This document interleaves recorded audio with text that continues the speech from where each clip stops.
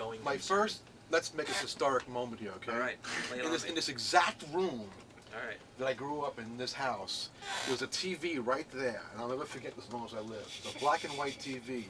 The first time we ever saw the Beatles on the Ed Sullivan Show. My sister and I were sitting right here with my family, the Ed Sullivan Show, and I knew, not knowing anything, wow, what is this? This is the coolest thing. And there they were, you know. It was, you know, because I was in between, I was too young for Elvis, you know. I grew up on all this jazz stuff, my father playing Count Basie, Duke Ellington, all this stuff. Right. And I knew what it was, and Benny Goodman especially, you know.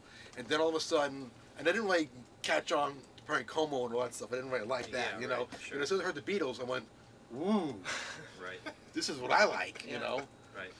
And I was in love with the Beatles right from the very, very beginning, you know. And it was even crazier. I wasn't into the music. I didn't play an instrument then. Yeah. But I just liked their sounds. Right. I don't know what it was, because I was brought up on records all my life, you know, from my father playing all the stereo stuff and records, and just was fascinated by it, you know. And then fell on to liking George Harrison, because later on I started playing guitar, and then I fell into George Harrison, you know. He was always my favorite Beatle. Now it's Lennon and Harrison, basically. Do you have the All Things Must Pass album? Yeah, but I wasn't crazy about them. The Beatles to me was special when they were together. Yeah. Because Lennon and McCartney, as I found out 25 years later, extreme competition.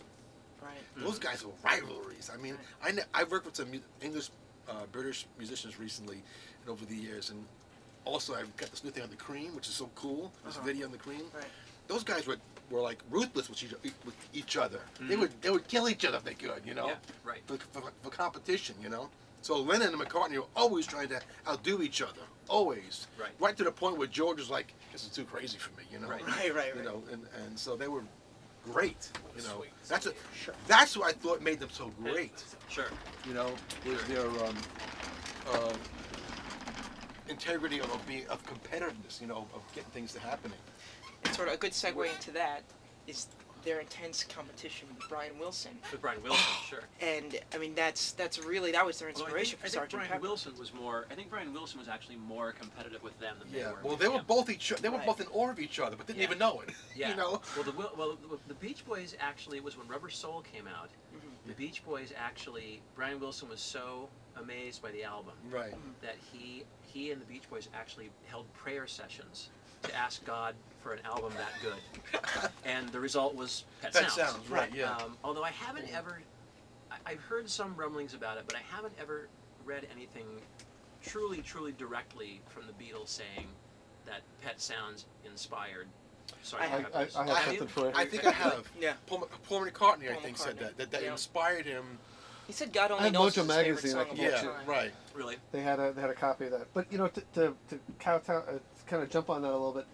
You know, you know the issue with the Beach Boys versus the Beatles. You know, the issue was, you know, one interesting thing about the Beatles that it was always, as much as I guess the press always said, you know, sometimes they used to fight towards the end and everything, but they always, when they decided, it was all for one, one for all. Yeah. Whereas Brian Wilson got into Right. constant fights with Mike Love, Yeah. his father, who Right. was the manager at the time that had to throw out of the band. Right. And so, you know, when Pet Sounds came out, Mike Love was like, what is with all these animal sounds? What is that supposed to be? Right. And you know, Um, Smile was Brian Wilson said that Smile's destruction was really because of Mike Love. Right. And secondly, because of psychological issues, but it was mainly because Mike Love and the rest of the Beach Boys weren't accepting his vision, and it wasn't Well, surf and music anymore. I think And I think right, and it took- I think Sgt. Pepper crushed Smile as well. I mean, Yeah, he's in its been way. pretty honest In about its- saying, in its like, way. After Sgt. Pepper came out, he was just like, forget it. In You its know? way. Right. And, He waited too long. Yeah. and the other thing, too, was, you know, it took...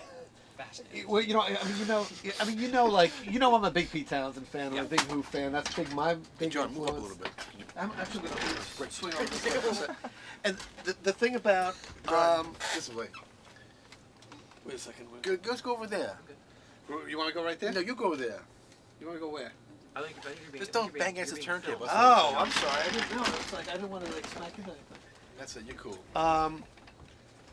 That the problem with again with the Beach Boys and stuff like that, and versus the Beatles again was just the way they were approaching the music and where their audience was. Where I think the UK was much more, to some degree, I would say, especially during the '60s, a lot more experimental in certain periods of time. Whereas there was I read a quote somewhere about Sgt. Pepper's was that Ian McLaughlin, who used to be the keyboardist with the Faces, said Sgt. Pepper's changed the whole vocals, bass, drum, organ setup. Well, That you could bring in mellotrons and all kinds of crazy instruments, and anything goes. Yeah. But I think from my vantage point is that I think Sgt. Pepper was really the kind of the turning point where rock music was really started to be considered art. It wasn't just Right. wasn't just a bunch of guys banging out. No, that was songs. extreme. And that to me was the really big This it went from rock music to art.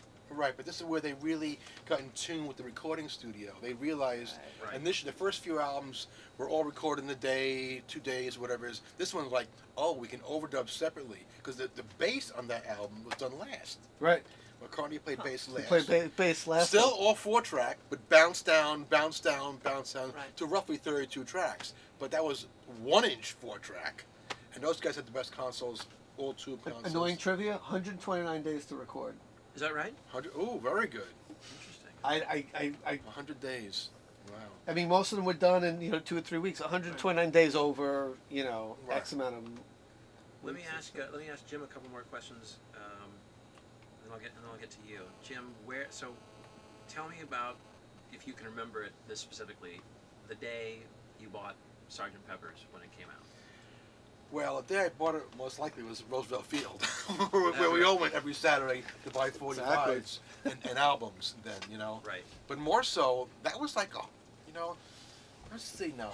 The Beatles, what year was that, 67 you said, or 60? This was 67. 67? I have to think back, because I'm trying to think, still was before everybody else started coming, it was before the whole, let's see, what was happening there in San Francisco then, the West Coast scene? I'm trying to think of what was out. Was Justin Airplane out there? Yeah. Airplane was out. That was Yeah. out. See, I was out. And all see, those guys were out by I was 67, right? right. Right. I was The Dead, really, they were- really into the Beatles in the early times. When Sgt. Pepper came out, I was like, whoa, a whole new sound, like you said. So it was like, at one time, all my neighbors and friends had rivalries with Hermits and Right. Freddie and the Dreamers, Dave Clark 5, and I was Right. always a true hardcore Beatle fan. Like, please, the Beatles are the best, and that was the pinnacle. Like, hey, did I say more? It was Right. the ultimate, and the songs, and of course, Lucy in the Sky with Diamonds, Right. Little Help from My Friends. Right. All these tunes are bringing the quote psychedelic era coming in, which really started also in Rubber Soul, because that's the first album that started smoking pot on, supposedly with Dylan and whatever. With Dylan, I right. don't know how true it really is, but I think that's true. Yeah, it's a true story. They're doing their thing. They started discovering backwards tape. Each one of them had their own tape recorder at home, Right. 4-track tape recorder. So they started experimenting. All those sounds were being explored then, and then with George Martin helping out as a producer, he expanded their minds even more.